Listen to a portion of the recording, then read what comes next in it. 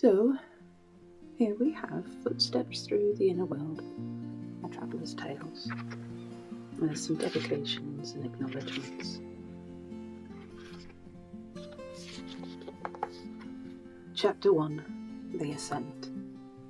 The trail had levelled out, just enough to offer mercy. The traveller stopped where the path widened into a rocky ledge and set their pack down with a soft thud. Their legs hummed with a dull, steady ache, a reminder of every step already taken that day.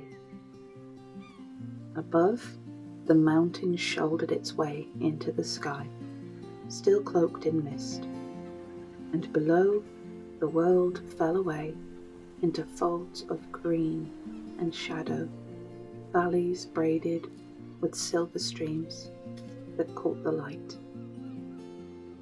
They stood there for a moment, simply breathing.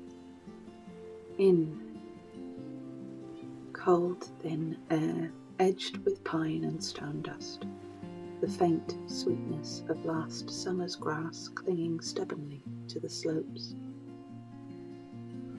Out, warm breath, clouding in the cool air, thinning into nothing. It would be so easy to stop here. The thought rose quietly, like the mist that clung eerily to the mountain above. This ledge had everything one could want or need from a mountain hike. A view that reached forever, a flat rock that would make an excellent seat, enough space to spread a blanket, even a small cluster of bushes that could break the wind if it picked up later. They could camp here. Call it good enough, say, I climbed halfway. And no one would argue, no one at all. It was further than most people would reach, and further still than most of those people would try. The traveller unbuckled the straps of their pack and rolled their shoulders. Their muscles complained like a bored child on a car ride, and then slowly began to settle. They took a slow drink from their water bottle, letting the cool liquid sit on their tongue before swallowing, and they tracked the sensation of it coursing down their throat and beyond their lungs. It was just what their body had been craving. With their thirst quenched, their heart rate began to ease. The mountain breeze slid over their skin. Cool, but not cruel. Just crisp enough to flush their cheeks and nose with pink. Halfway, they thought watching the clouds drifting past a distant ridge. Most people never even get this far. It was glorious up here, above the rest of the world, and if they looked hard enough, they could just see a couple of distant villages with tiny ant-sized people scurrying about. How much human civilization looked insect-like from up here. It almost made one's problems seem so very small.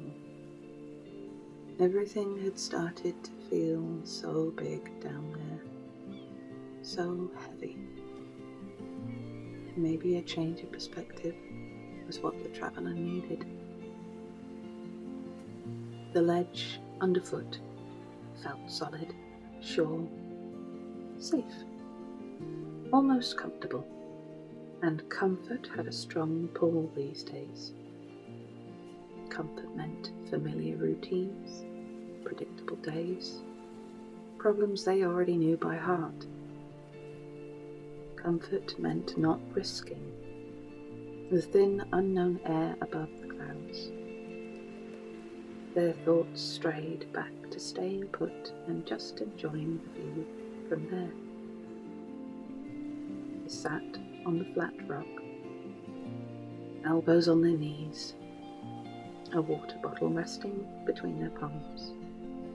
From this height, The winding switchbacks they had climbed that morning looked small and harmless, like lines drawn by a child's hand. It was hard to believe that just a few hours ago those same bends had felt endless, steep, uncertain. The traveller watched, a bird riding a thermal, dark wings outstretched, barely moving. It only shifted a feather now and then, and the sky did the rest. They wondered what that felt like, to have so much trust in their own body, but also the wind, to go with the flow and feel certain and steady. Maybe this is far enough, the thought suggested again. Another thought rose behind it, quieter but heavier. You know it isn't. They had not come to stay halfway up a mountain. They had come because something in them refused to be satisfied with almost, with good enough, with the view from the middle.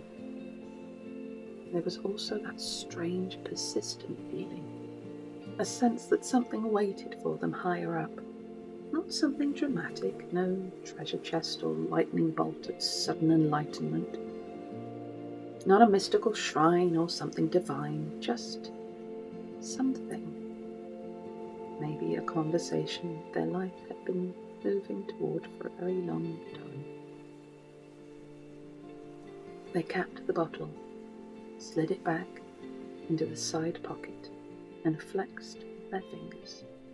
The skin across their shoulders protested. Their hips and knees muttered more faint protests. You're allowed to rest, they murmured to their own body. You're not allowed to quit. The words sounded steady enough, even if they didn't fully believe them yet. They stood, shrugged the pack back on, tightened the straps. The familiar weight settled across their shoulders and hips. One step forward, then another, and the ledge fell behind. The path narrowed again, curving around the mountain's flank, hugging the slope. And that is scene 1. I hope you enjoyed it.